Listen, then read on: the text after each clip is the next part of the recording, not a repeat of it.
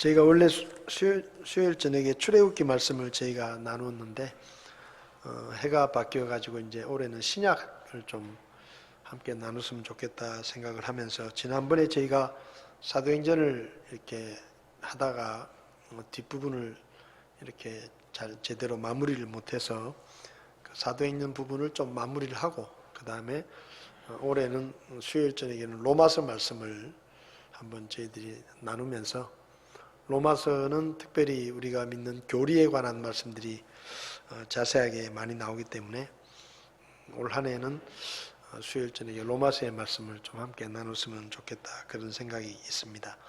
그래서 오늘 저녁에는 사도행전 26장 24절에서 32절까지 말씀을 함께 해보시겠습니다. 사도행전 26장 24절에서 32절까지 말씀을 우리 한 목소리로 같이 읽도록 하겠습니다. 그가 이같이 자기를 위해 말하며 베스도가 큰 소리로 이르되, 바울아, 내가 제정신이 아니니 많은 학식이 너를 미치게 하는도다 하나, 그가 이르되, 베스도 각하, 나는 미치지 아니하였으며 참된 말과 맑은 정신의 말을 하나이다. 왕께서는 이 일들에 대하여 아심으로 내가 왕 앞에서도 거리낌 없이 아뢰나이다. 또 내가 확신하는 바로는 이 일들 중 어떤 것도 왕께 숨겨지지 아니하였으니 이 일은 한 구석에서 일어나지 아니하였나이다. 아그리빠 왕이여, 왕께서는 대언자들의 글을 믿으시나이까? 믿으시는 줄 내가 아나이다 하니, 그때 아그리빠가 바울에게 이르되, 내가 나를 설득하여 거의 그리스도인이 되게 하는도다 하매, 바울이 이르되, 각하뿐 아니라 이날 내 말을 듣는 모든 사람도 이렇게 결박당한 것을 빼고는 거의 나와 같이 되고 전적으로 나와 같이 되기를 하나님께 원하나이다 하니라. 그가 이같이 말하며 왕과 총독과 버니게와 또 그들과 함께 앉은 자들이 일어나 한쪽으로 물러가서 서로 이야기하며 이르되, 이 사람은 죽거나 결박당할 일을 전혀 하지 아니하는도다 하고, 그때 아그리빠가 베스도에게 이르되, 이 사람이 만일 가이사르에게 청원하지 아니하였더라면 석방될 수 있을 뻔하였도다 하니라. 아멘. 자리에 앉으시겠습니다. 잠시 기도하겠습니다. 하나님 아버지, 저희들에게 새로운 한 해를 허락해 주시고 또 한 해를 믿음으로 살 수 있도록 저에게 믿음을 허락해 주신 것을 감사합니다. 아버지 하나님, 올 한 해 저희가 하나님의 말씀을 더 열심히 묵상하게 하시고 기도에 힘쓰게 하시며 주의 복음을 전하는 일에도 더욱 힘쓸 수 있도록 저희들을 도와주시옵소서. 코로나로 여러 가지 어려움이 많이 있지만 그 가운데서도 하나님의 은혜를 세어보게 하시고 하나님께서 베푸시는 은혜를 따라 기쁨으로 주님을 섬길 수 있도록 저희들을 도와주시옵소서. 교회 안에 건강이 좋지 않은 분들, 특별히 몸이 불편하신 이성수 집사님과 또 감기 걸린 김영수 집사님 아이들을 하나님께서 기억하시고 빨리 잘 회복될 수 있도록 하나님께서 은혜를 베풀어 주시기를 주님 앞에 기도합니다. 오늘 말씀을 저희가 함께 나눌 때 주의 성령님께서 우리에게 친히 말씀해 주시고 하나님의 뜻을 밝히 깨닫게 하시며 올 한 해 주님의 말씀에 순종하는 한 해가 될 수 있게 저희들을 도와주시옵소서. 부족한 종을 주님께 맡기며 예수님의 이름으로 기도했습니다. 아멘.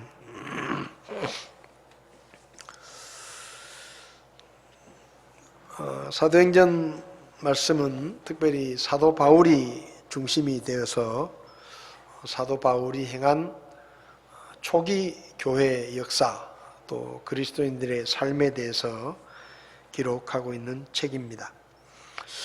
사도 바울에 대해서 좀 우리가 잠시 살펴보면, 사도 바울은 지금의 터키 남부 지역인 길리기아라는 지방에 다소라고 하는 그리 크지 않은 그런 중소도시쯤 되는 도시에서 태어난 유대인입니다.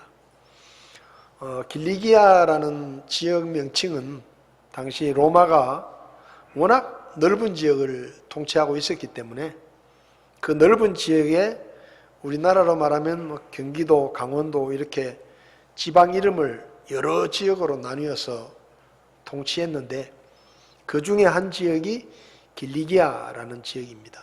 그 길리기아 지역에 다소라는 도시가 지금으로 말하면 수도였죠. 예를 들면 그 도청 소재지 이 정도 되는 그런 도시였습니다. 사도 바울은 유대인으로 태어났지만 이 사도 바울의 집안이 상당히 유력한 집안이었기 때문에 그 아버지가 로마 시민권을 이렇게 갖게 되어서 그 당시에 로마 시민권은 예를 들면 아주 유력한 사람들에게 선물로 이렇게 주는 경우도 있고 또 이 로마 군대에 가서 군대 생활을 마칠 때쯤 되면 그 사람이 출신이 어디든지 간에 로마 시민권을 이 군에서 제대할 때 시민권을 주기도 하고 또 어떤 경우에는 돈을 주고 로마 시민권을 이렇게 사기도 했는데 어찌됐든 사도 바울의 아버지는 로마 시민권을 가진 시민권자였습니다. 그래서 사도 바울은 태어나면서부터 로마 시민의 자격을 가지고 태어난 그런 특별한 사람이었습니다. 사도 바울은 일찍이 다소라는 고향을 떠나서 예루살렘에 와서 유학을 하면서 당시에 정통 바리새파 교육을 받고 특별히 당시에 가장 유명했었던 랍비 중에 한 사람인 가말리엘이라는 사람의 문화에서 수학을 한 요즘으로 말하면 굉장히 엘리트입니다.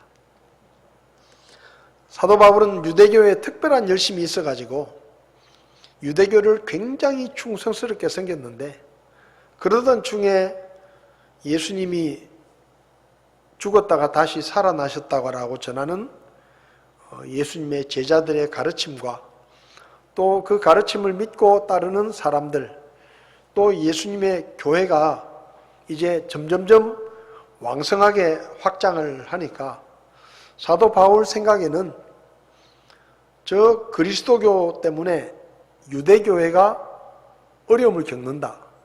유대교회 사람들을 저 그리스도교회가 빼간다. 그래서 유대교를 위협하는 이단 세력이다. 그렇게 생각을 해가지고 누구보다 앞장서서 예수님의 교회와 복음을 대적하고 핍박하는 일에 앞장섰던 사람이 바로 사도 바울입니다. 자기 딴에는 그게 유대교를 위하는 일이고 유대교를 위하는 일이 곧 하나님을 위해서 하는 일이라고 생각을 하면서 열심히 그 일을 했습니다. 예수 믿는 사람들을 잡아 가두고 심지어는 죽이고 교회를 핍박하고 이것이 하나님을 위해서 내가 할 수 있는 최고의 일이다. 그렇게 생각을 했죠. 그러다가 지금의 시리아의 다마스쿠스라는 지역으로 이제 예수 믿는 사람들을 잡아오려고 가다가 다마스쿠스에 거의 가까이 이르렀을 때 갑자기 밝은 빛이 나타나고 그 빛 가운데서 부활하신 예수님의 음성을 듣습니다.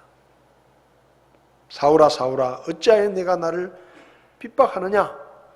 그러니까 갑자기 밝은 빛이 비치고 말을 타고 가다가 거기서 떨어져 가지고 땅바닥에 떨어져 있는데 밝은 빛이 비치고 쩌렁쩌렁한 목소리로 사울아 사울아 왜 네가 나를 핍박하느냐 하고 하늘에서 소리가 들리니까 이 사울이 깜짝 놀랐죠.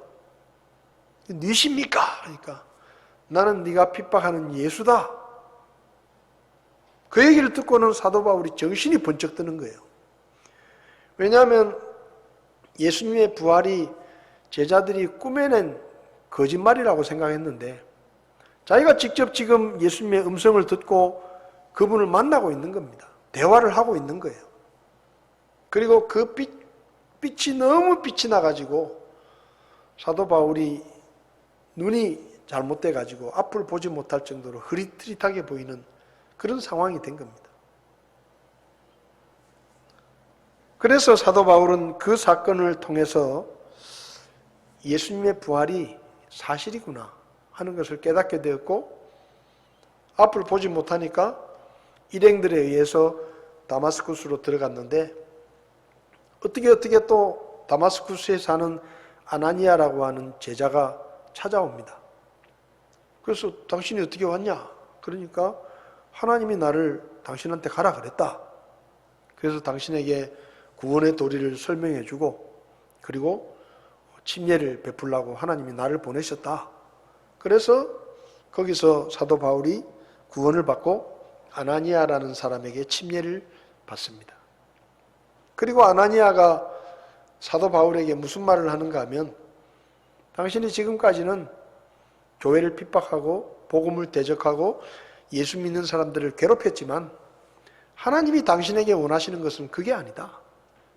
하나님은 당신을 위해 특별한 계획을 가지고 계시는데 그것은 당신이 유대인이지만 로마 시민권을 가지고 있고 또 유창하게 헬라 말을 하고 그리고 헬라 학문을 잘 배워가지고 아주 엘리트 코스를 거쳤기 때문에 하나님께서 당신을 통해서 이방인들에게 그분의 복음을 전하기 원하신다.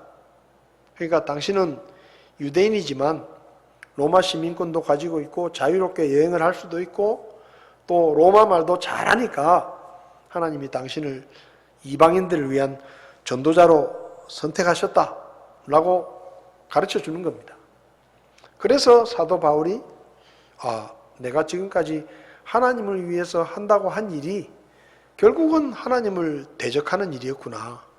그리고 내가 진짜 해야 되는 일은 하나님의 뜻에 따라 이방인들에게 복음을 전하는 일이구나 라고 하나님의 사명을 받아들이고 순종해서 복음을 전하는 전도자가 되죠. 사도 바울은 유명한 사람이었습니다. 예수 믿는 사람들에게는 교회를 핍박하고 예수 믿는 사람들을 괴롭히는 핍박자로 유명했고 유대인들에게는 유대교의 특별한 열심을 가지고 자기 몸을 사리지 않고 예수 믿는 사람들을 괴롭히고 죽이고 하는 일에 앞장서서 유대교에 충성하는 최고의 충성자라고 유명하게 알려져 있었는데 근데 그 사도 바울이 한동안 어디 갔는지 사라졌다가 나타나가지고는 다마스쿠스의 회당에서 유대인들에게 예수님의 부활의 복음을 전하는 겁니다. 그러니까 유대인들이 발칵 뒤집혔죠. 요즘으로 말하면 통도사 주지쯤 되는 사람이 어느 날 갑자기 예수 믿고 구원받아가지고 절마다 다니면서 우리 이때까지 잘못 믿었다. 예수 믿어야 된다. 예수 믿으라고 전도를 하는 거나 똑같은 거예요. 그러니까 유대인들이 발칵 뒤집혔습니다. 왜냐하면 저 바울이 그렇게 그동안 핍박하고 괴롭혔던 예수 믿는 사람들을 그렇게 죽이고 가두었는데 갑자기 나타나가지고 내가 예수 믿게 됐다. 당신들도 예수 믿으라라고 설교를 하니까 유대교 입장에서 볼 때는 변절자고 배신자입니다. 더군다나 워낙 유명한 사람이기 때문에 그 바울이 예수를 믿었다 그러면 유대인들 중에 유대교를 믿는 사람들 중에 굉장히 많은 사람이 흔들리게 되는 거예요. 그래서 유대인들은 사도 바울을 어찌됐든 저게 우리를 배신했으니까 죽여버려야 되겠다. 빨리 죽여야 된다. 왜냐하면 그 영향이 점점 퍼지니까 빨리 없애버려야 되겠다. 그래가지고 사도 바울을 죽이려고 해가지고 다마스쿠스에서 전도를 좀 하다가 유대인들이 자기를 죽이려고 하니까 도망을 칩니다. 그때부터 이제 피신 생활을 하는 거예요. 어찌됐든 그렇게 피신을 아라비아 지역으로 피신을 갔다가 한 2년 후에 다시 다마스쿠스에 돌아와서 복음을 전하다가 예루살렘에 왔고 그리고 예루살렘에서도 유대인들이 바울을 죽이려고 하니까 바울이 아이고 이러다가는 죽겠다 싶어가지고 고향으로 그냥 낙향을 했습니다. 그래서 고향에 조용히 숨어 있는 거예요. 그런데 안디옥에 복음이 전해져 가지고 안디옥 교회가 생기고 예루살렘 교회에서 바나바를 안디옥 교회 초대 목사로 파송을 했는데 바나바가 안디옥 교회 가보니까 이게 교회가 막 점점 부흥해가지고 사역이 벅찬 겁니다. 그래서 바나바가 생각하기를 바울을 좀 데리고 와서 내가 같이 안디옥 교회를 사역을 해야 되겠다. 왜냐하면 안디옥은 지금의 시리아 지역인데요. 안디옥은 이렇게 굉장히 큰 도시였고 또 유대인들도 있지만 유대인들이 많지 않고 이방인들이 워낙 많았기 때문에 거기 사도 바울이 오면 그래도 유대인들이 함부로 사도 바울을 공격하거나 죽이려고 하지 못하기 때문에 바나바가 생각할 때는 저 바울이라는 인재를 그 다소라는 총구석에 저렇게 숨어있게 내버려 두는 것이 쉽게 말하면 낭비다. 그렇게 생각을 해서 다소까지 찾아가서 바울을 데리고 안디옥 교회로 옵니다. 그래서 이제 바나바와 바울이 안디옥 교회에서 같이 협력 사역을 하는 거죠. 근데 바나바도 그렇고 또 안디옥 교회는 바나바와 바울뿐만 아니라 훌륭한 성경 교사들이 많이 있어가지고 교회가 점점 부흥을 합니다. 근데 하나님께서 그 안디옥 교회 성령을 통해서 말씀하시기를 바울은 어차피 내가 이방인들에게 복음을 전하는 전도자로 부른 사람이니까 바나바와 바울을 따로 세워서 선교사로 파송을 해라 하고 안디옥 교회에 말씀하셔서 안디옥 교회 성도들이 그 성령의 음성을 듣고 하나님의 말씀에 순종해서 두 사람을 선교사로 세우고 안수를 해가지고 파송을 합니다. 어쩌면 최초의 선교사라고 할 수 있죠. 그래서 선교사로 파송을 해가지고 바울과 바나바가 1차 전도여행을 하죠. 안디옥을 떠나서 키프로스를 바나바의 고향인 키프로스 섬을 지나서 지금의 터키 가장 남쪽에 있는 지중해 항구 지역인 버가를 거쳐서 그 다음에 비시디아 안디옥 그리고 이고니온, 루스드라, 더베까지 가서 한 바퀴를 터키 내륙을 쭉 다니면서 복음을 전하고 그리고 돌아올 때는 다시 그 자기들이 갔던 길을 되돌아서 다시 안디옥 교회로 돌아옵니다. 그리고 두 번째 전도행을 이제 첫 번째 전도행한 교회들을 한번 돌아보자. 그래서 가려고 했는데 바나바는 자기 조카 마가를 데리고 가자 그러고 사도 바울은 마가 요한이 자기들과 1차 전도행을 갔다가 버가에서 도망을 쳐가지고 너무 힘들다고 도망을 쳐가지고 혼자 돌아가 버렸거든요. 그래서 저 배신한 녀석을 나는 다시 데리고 가지 못한다. 그래가지고 바나바와 바울이 대판 싸우고 갈라서죠. 성경을 보면 아주 심하게 다투었다 그랬습니다. 그래서 갈라서는 거예요. 그래서 바나바는 마가 요한을 데리고 자기 나름대로 전도행을 가고 사도 바울은 예루살렘 교회에 방문했다가 내려올 때 예루살렘 교회에서 따라온 실라라고 하는 제자와 함께 2차 전도행을 떠납니다. 2차 전도행은 주로 터키의 내륙으로 1차 때는 배를 타고 왔는데 2차 때는 도보로 이렇게 내륙을 거쳐서 1차 전도행 때 거쳤던 지역들을 돌아보고 원래 사도 바울은 소아시아의 남은 지역과 지금의 터키 북쪽으로 전도를 가려고 했는데 계속 길이 막히고 그래서 북쪽으로 못 가고 남쪽으로도 못 가가지고 계속 길이 이상하게 막히는 거예요. 그래서 결국은 서쪽으로 가게 되는 거예요. 그러다가 드로아라고 하는 항구 도시에 도착을 했는데 거기서 하나님께서 환상을 보여주십니다. 유럽 사람 하나가 나타나가지고 유럽 사람하고 아시아 사람하고 좀 생김새가 다르잖아요. 그 유럽 사람이 바울의 환상에 나타나서 그 아시아에서만 전도하지 말고 건너와서 우리도 좀 도와달라 하고 환상에 유럽 사람이 나타나서 그렇게 요청을 하는 거예요. 그래서 사도 바울이 그 환상을 보고는 나는 터키 북쪽하고 남쪽으로 전도를 하려고 계획을 하고 내 나름대로는 열심히 가려고 했는데 그 길은 하나도 열리지 않고 서쪽으로 오다가 들어와까지 왔는데 여기서 꿈에 유럽 사람이 나타나가지고 건너와서 우리를 도우라 하니까 사도 바울이 이게 하나님께서 보여주신 환상이다.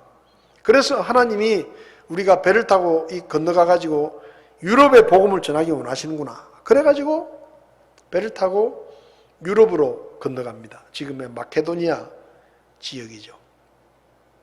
그래서 유럽으로 건너가가지고 네아폴리에서 도착을 해서 거기서부터 쉽게 말하면 빌립보, 그 다음에 고린도, 아테네 이런 지역들을 다니면서 복음을 전합니다. 데살로니가 이렇게. 그래서 지금의 마케도니아 지방에서 쭉 내려가면서 지금의 그리스 아테네까지 가서 복음을 전하고 다시 돌아오는 게 2차 전도행입니다.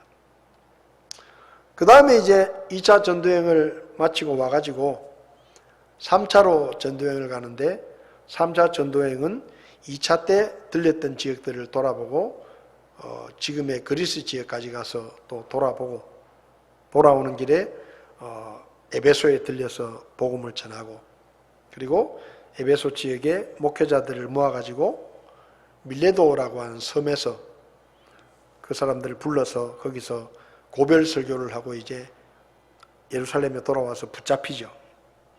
그렇게 붙잡힌 바울이 이제 예루살렘에서 붙잡혔는데 유대인들이 생각하기를 이제 바울이 예루살렘에서 붙잡혔으니까 바울을 죽일 절호의 기회가 온 겁니다. 그래서 유대인들이 음모를 꾸미고 있는데 마침 그 유대인들이 음모를 꾸미는 것을 바울의 조카가 듣고 그걸 로마의 그 당시 그 예루살렘의 총사령관에게 가서 얘기를 합니다. 내가 들었는데 지금 유대인들이 우리 삼촌 바울을 죽이려고 한다. 그러니까 당신이 가만히 있으면 안 된다. 그래가지고 이 로마의 총사령관이 유대인들이 바울을 죽이려고 한다는 것을 알게 되고 바울을 빼돌립니다. 어디로 빼돌리는가 하면 당시에 로마 총독이 예루살렘에도 총독이 있었지만 지중해 항구 도시인 가이사라라는 곳에도 로마 총독이 주재를 했는데 군대를 붙여가지고 호위병을 붙여가지고 바울을 빼돌려가지고 가이사라로 데리고 와서 가이사라의 당시 총독이었던 벨릭스라는 사람에게 이제 편지를 써서 보냅니다. 이 사람이 지금 위험에 처해 있어가지고 내가 구했는데 이 사람을 지금 유대인들이 죽이려고 한다. 그래서 내가 총독에게 보냅니다. 당신이 좀 데리고 있으시오 하고 보냈는데 이 벨릭스가 사도 바울을 불러놓고 네가 도대체 뭘 잘못했냐? 뭘 잘못해서 사람들이 죽이려고 하냐? 그러니까 난 잘못한 게 없다. 근데 유대인들이 나를 죽이려고 한다. 그래서 이 사도 바울이 벨릭스에게 이야기를 하니까 벨릭스가 이 바울을 풀어주지는 못하고 감옥에 가뒀습니다. 왜냐하면 벨릭스는 이런 생각을 하는 거예요. 저 사람이 죄를 짓지 않았다고 하는데 풀어줘도 되는데 보니까 꽤 유명한 사람이고 돈이 좀 있어 보이는 거예요. 그래서 저놈을 좀 가둬놓으면 지가 힘들면 돈을 좀 써가지고 나한테 돈을 좀 주면서 풀어달라 하겠지. 그러고 있었던 거예요. 근데 사도 바울은 아무 생각 없이 그냥 감옥에 있는 거예요. 자기한테 돈을 좀 집어주면 못 이기는 척하고 풀어주려고 했는데 이 사도 바울은 전혀 그걸 모르고 또 사도 바울은 뭐 돈을 주거나 뇌물을 주고 풀려날 생각도 하지 않고 그냥 감옥에 있는 겁니다. 그렇게 2년이 지나요. 그리고 2년쯤 지나서 무슨 일이 생기는가 하면 이 벨릭스 총독이 임기가 다 돼가지고 새로운 총독이 오는 겁니다. 새로운 총독이 베스도라고 하는 총독이 부임을 하는데 이 베스도가 부임을 해서 보니까 감옥에 웬 사람이 하나 잡혀 있는데 바울이라는 사람이 잡혀 있는 거예요. 그럼 뭔가 죄를 지어서 잡혀 있겠지 하고 이제 생각을 한 겁니다. 그리고 이제 이 베스도가 예루살렘에 이제 거기도 총독이 있으니까 베스도가 이제 신임 부임을 했으니까 예루살렘에 가서 예루살렘에 있는 총독에게 인사도 하고 내가 부임했습니다 하고 이제 인사도 하고 하려고 예루살렘에 올라갔는데 예루살렘에 올라가니까 대제사장과 유대인 지도자들이 이 베스도를 찾아온 거예요. 그래서 이렇게 말을 하는 겁니다. 그 가이사랴 감옥에 바울이라는 놈이 갇혀 있다. 그런데 그 놈은 아주 악명 높은 놈이다. 그러니까 그 놈은 절대 살려두면 안 된다. 그러니까 우리가 알아서 처리할 테니까 당신은 가이사랴에 가면 그 죄수 바울을 그냥 예루살렘으로 보내기만 보내라. 그럼 우리가 길에서 죽이든지 하여튼 알아서 할 테니까 당신 까다롭게 골치 아프게 있지 말고 그냥 바울이란 죄수를 우리한테 보내라. 그러는 거예요. 그런데 베스도가 생각을 해보니까 이게 그냥 바울을 올려보내면 자기는 영문도 모르는데 올려보내면 그러니까 그래서 이렇게 말을 해요. 그 대제사장과 그 유대 지도자들에게 내가 예루살렘으로 보낼 수는 없고 그 사람이 뭐 죄를 지었으면 당신들이 내려와서 가이사랴에 와서 정식으로 고발을 해라. 그 사람이 무슨 죄를 지었는지 정식으로 고발을 해라. 그래가지고 베스도가 그렇게 가이사랴로 가버리니까 대제사장과 유대 지도자들이 가이사랴를 옵니다. 와가지고는 이제 재판이 열리는 거예요. 재판이 열려가지고 대제사장과 유대 지도자들이 바울을 고발하는 겁니다. 베스도 앞에서. 근데 베스도가 아무리 들어도 잘못한 게 없는 거예요, 이 사람이. 아무리 들어도 증거도 없고 무슨 이 사람이 감옥에 갇힐 만한 죄나 아니면 죽을 죄가 없는 거예요. 그래서 이 베스도가 당신들이 말을 하는데 뭐 별다른 증거도 없고 별다른 이 사람이 죄를 지었다는 그것도 없는데 그러면서 바울에게 네가 말해봐라. 네가 무슨 죄를 지었냐 그러니까 나는 죄를 지은 게 없습니다. 바울이 그렇게 말하는 거예요. 그래서 베스도가 참 난처한 겁니다. 유대 지도자들은 죄를 지었다고 처벌을 하라 그러고 당사자는 나는 죄가 없다 그러고 그래서 베스도가 골치 아프니까 야, 너 예루살렘에 가서 재판을 좀 받아라 하고 바울에게 이야기를 하는데 바울이 뭐라고 말하는가 하면 싫다. 나는 예루살렘에 가서 재판을 받을 생각이 없다. 그러니까 베스도가 황당하잖아요. 그럼 뭐 어쩌잔 말이냐? 그러니까 사도 바울이 하는 얘기가 나는 이래봐도 로마 시민이다. 로마 시민이니까 로마 시민에게는 특권이 하나 있는데 뭔가 하면 자기가 부당한 일을 당하거나 재판을 받게 되면 황제한테 직접 재판을 받을 수 있는 권한이 있는 겁니다. 그래서 바울이 말하는 거예요. 왜냐하면 자기가 예루살렘에 올라가면 위험하다는 걸 바울이 알거든요. 그러니까 나는 로마 시민이기 때문에 로마 황제한테 가서 재판을 받겠다. 그렇게 폭탄 선언을 하니까 베스도 총독이 깜짝 놀라는 거예요. 저놈이 로마 시민이었구나. 왜냐하면 로마 시민은 함부로 사형을 못 시키는 거예요. 아무도. 황제의 허락이 없이는. 그래가지고 이 베스도한테 내가 로마 황제에게 로마에 가서 재판을 받겠다라고 얘기를 하니까 베스도가 이 바울을 보내지 못하고 대제사장과 유대 지도자들이 그냥 돌아갑니다. 그리고 이제 베스도는 고민에 빠진 거예요. 저 사람은 자기가 로마 시민이라고 황제한테 재판을 받겠다고 하는데 총독이 황제에게 죄수를 보낼 때는 분명한 죄목이 분명해야 되고 왜 이 죄수를 황제에게 보내는지를 명확하게 이유를 써야 되는데 이유가 없는 거예요. 그냥 황제에게 재판을 받고 싶어서 보냅니다. 그랬다가는 자기도 황제한테 잘린단 말이에요. 그래서 저 바울을 진짜 골치 아픈 거예요. 그래서 고민을 하고 있는데 누가 오는가 하면 아그리빠라고 하는 사람이 예루살렘에서 가이사라로 옵니다. 아그리빠는 누군가 하면 유대의 왕이에요. 예수님 당시에는 헤롯이 왕이었죠. 근데 지금 이 바울 당시에는 헤롯 아그리빠라는 사람이 유대의 왕인데, 그 아그리빠가 가이사라에 새로운 총독이 왔다고 하니까 가서 인사도 좀 하고 좀 이렇게 친분을 두고 싶어서 방문을 합니다.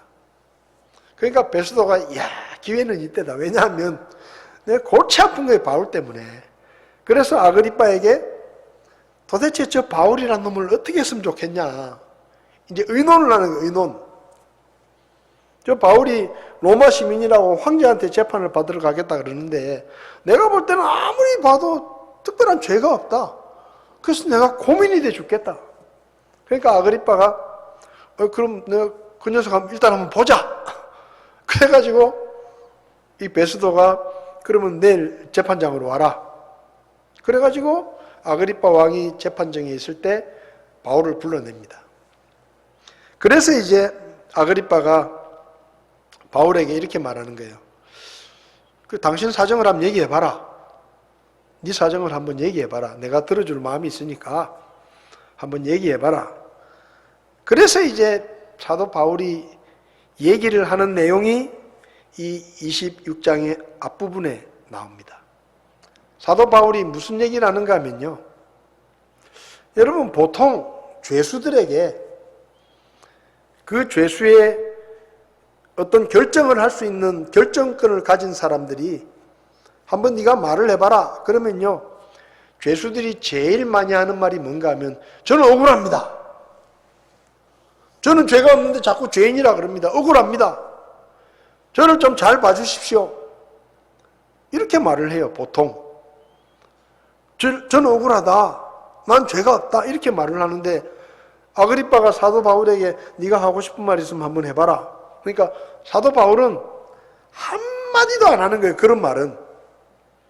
나를 잘 봐달라. 나는 죄가 없다. 이런 말은 한마디도 안 하고 처음부터 무슨 얘기를 하는가 하면 구원 간증을 하는 거예요. 자기가 어떻게 예수 믿게 됐는지, 자기가 얼마나 잔인하게 핍박을 했는데 내가 다마스쿠스로 가다가 부활하신 예수님을 만나가지고 복음을 듣고 구원받게 됐고, 그리고 예수님의 부활이 사실이라는 것을 깨닫게 됐고, 이게 쭉 26장의 앞부분에 나와요. 그 베스도가 보니까 기가 막히는 거예요. 아그리빠 왕이 이야기를 시키면 자기가 무슨 자기 죄에 대해서 얘기를 하고 좀 이런 얘기를 할 줄 알았는데 갑자기 막 전도 설교를 하니까 베스도가 화가 난 겁니다. 그래가지고 오늘 본문을 보면 베스도가 소리를 지르면서 바울아, 네가 제정신이 아니구나.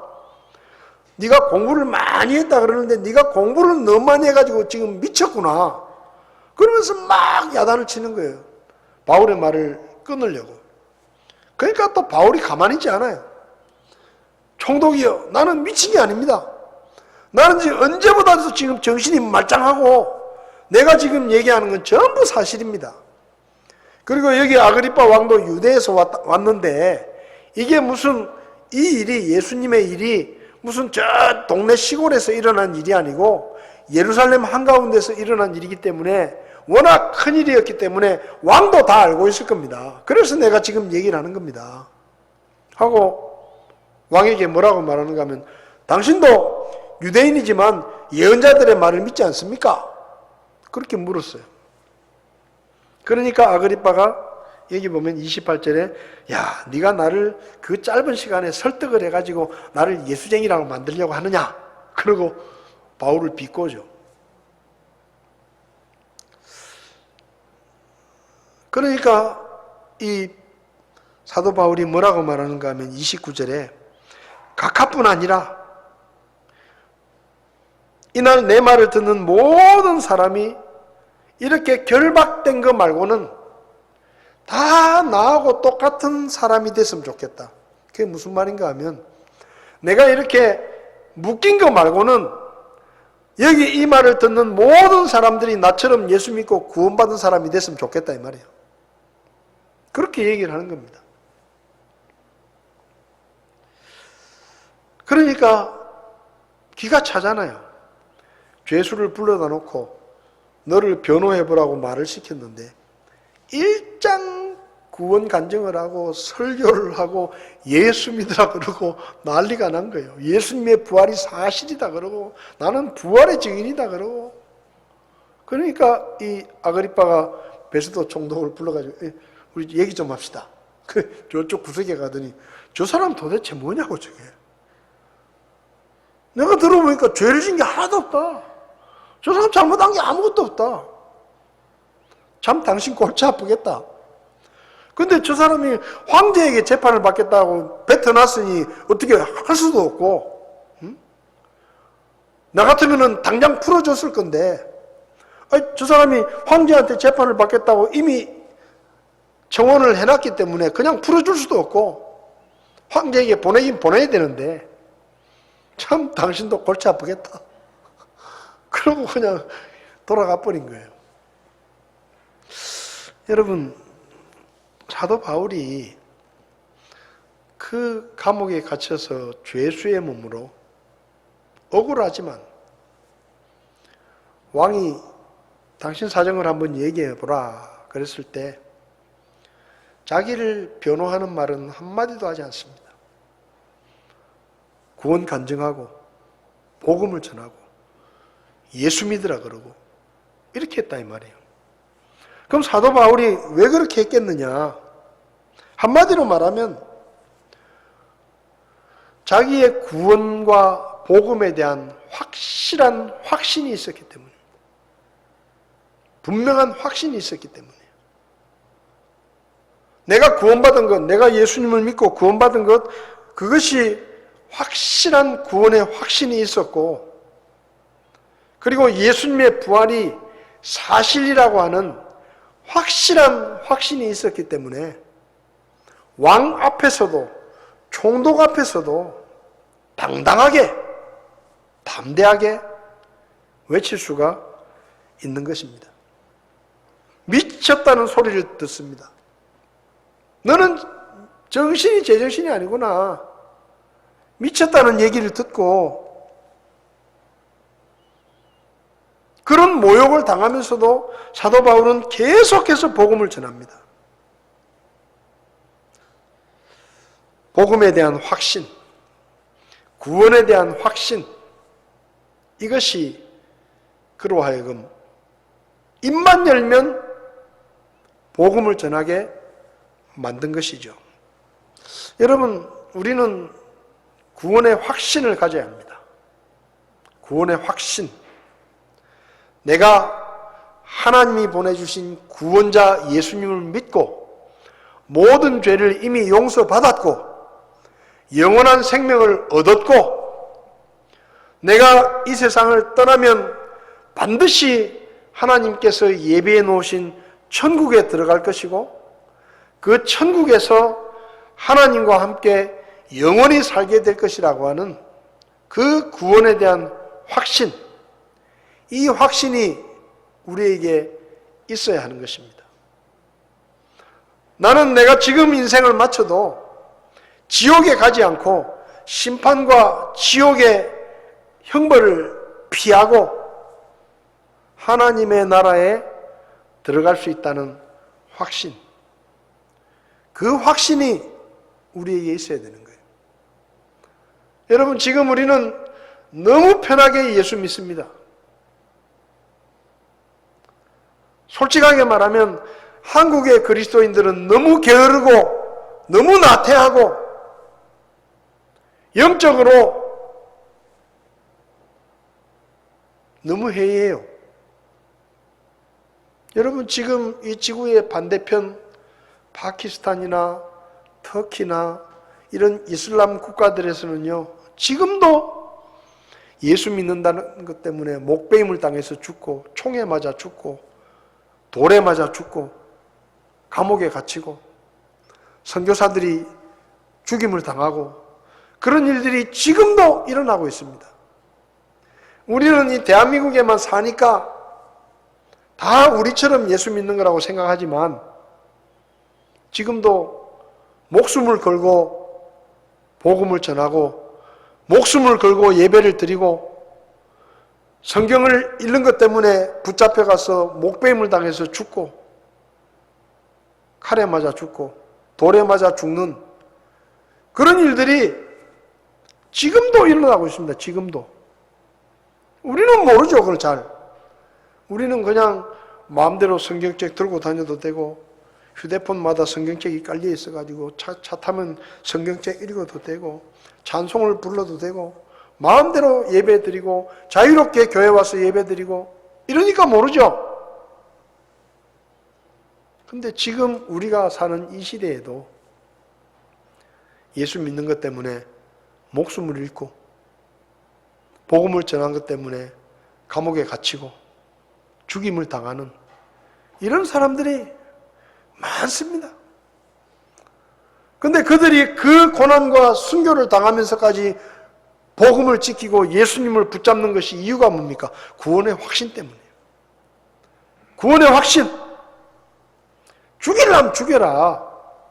나는 죽으면 하나님의 나라에 간다.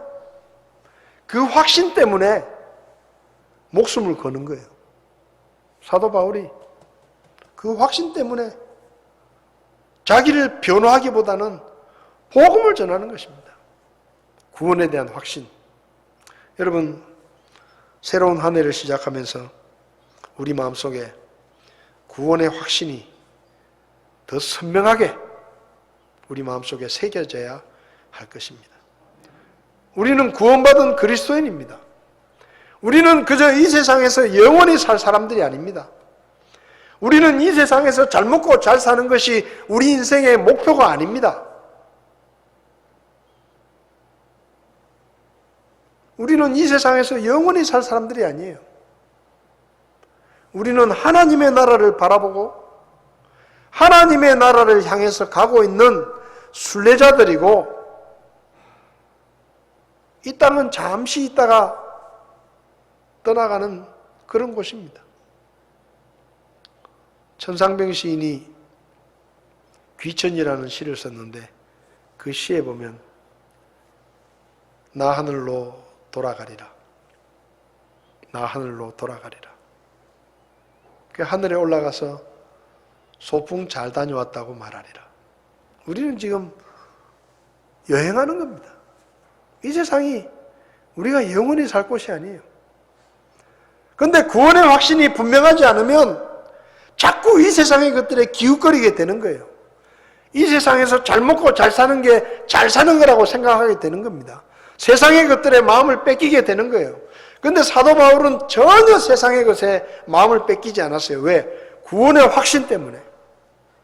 나는 구원받은 그리스도인이다.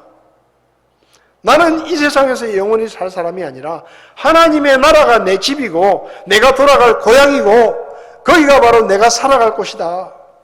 그 확신, 그 확신이 우리에게 있어야 됩니다. 예수 믿는 사람들이 안 믿는 사람들처럼 세상에 있는 것들에 기웃거리고 세상에서 좀 더 잘 먹고 잘 살고 좀 더 누리고 이런 것들에 인생을 허비하면 그건 구원의 확신이 제대로 서 있지 않은 거예요. 그리고 우리에게 또 필요한 확신은 복음에 대한 확신입니다. 사도 바울은 복음에 대한 확신이 있었습니다. 이 복음이 모든 믿는 자에게 구원을 주시는 하나님의 능력이다. 로마서 1장 16절에서 말했죠.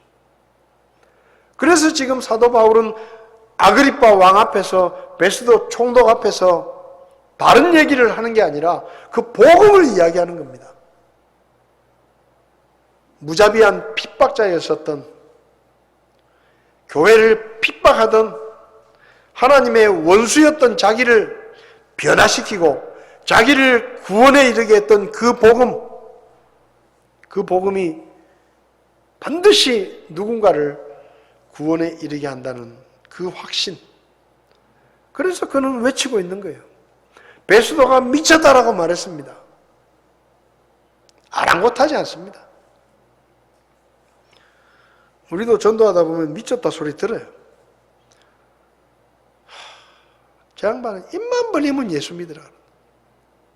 입만 벌리면 예수 믿으라.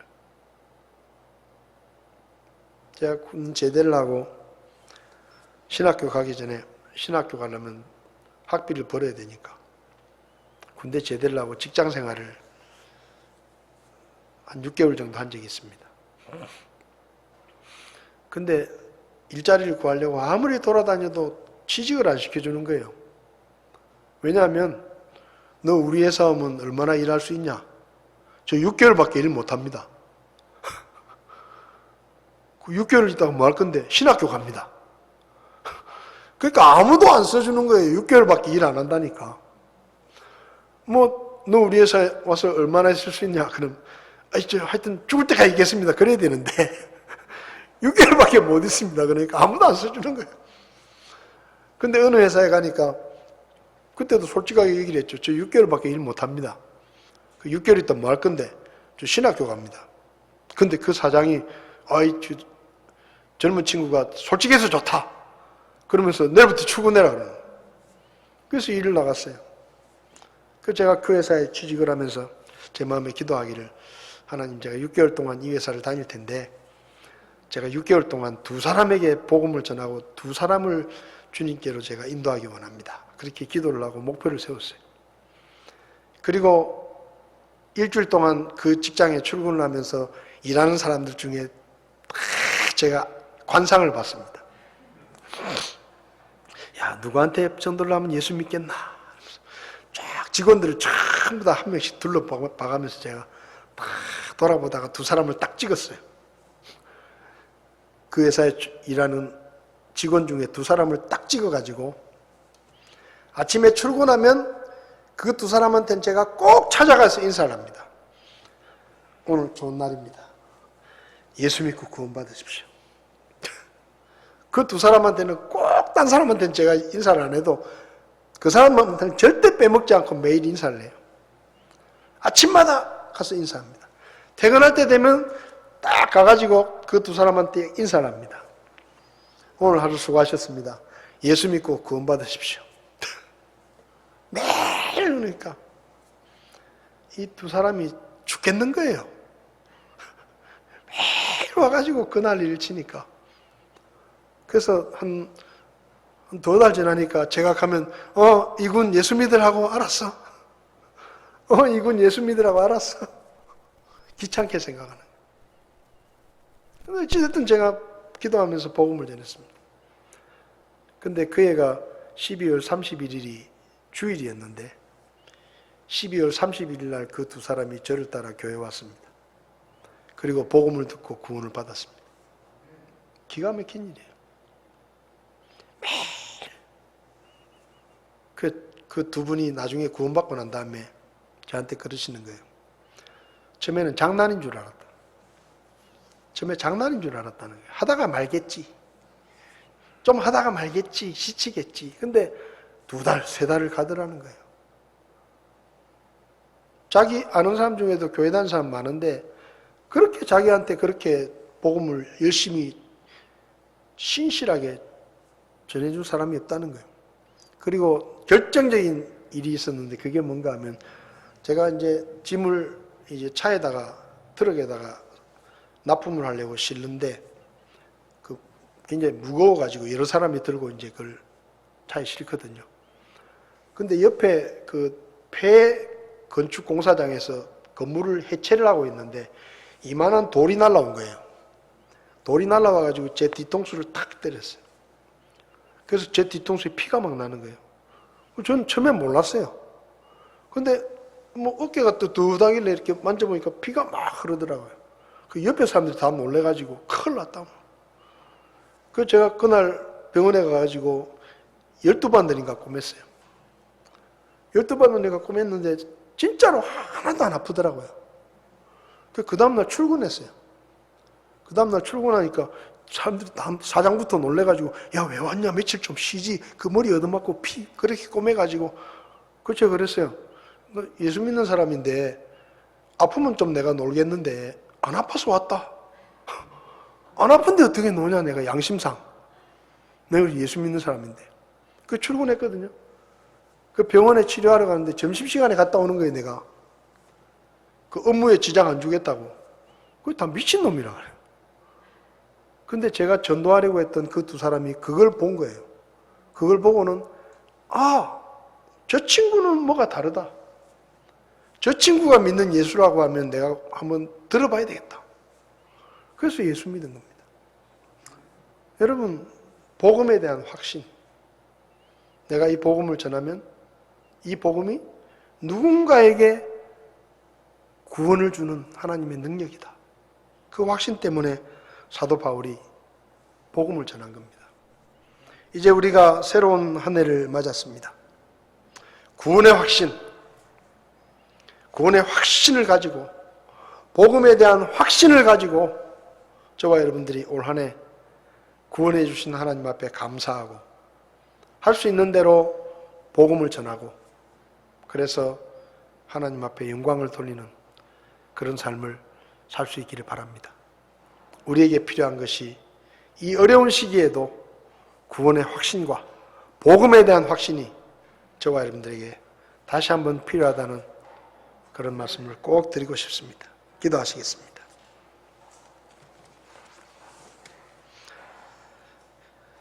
하나님 아버지, 사도 바울이 복음을 전하다가 옥에 갇히고 사람들 앞에서 자기를 변호할 기회가 주어졌을 때 그는 단 한마디 자기의 변호의 말 없이 구원을 간증하고 복음을 전하며 이 말을 듣는 모든 사람들이 결박된 것 외에는 나같이 되기를 원한다고 그는 고백했습니다.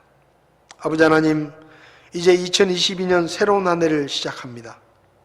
저희 마음속에 흔들리지 않는 구원의 확신을 가지고 하나님 앞에 구원의 감격과 감사의 예배를 드리게 하시고, 할 수 있는 대로 우리가 이 모든 믿는 자에게 구원을 주시는 하나님의 능력이 되는 이 복음을 증거할 수 있도록 저희들을 도와주시기를 원합니다.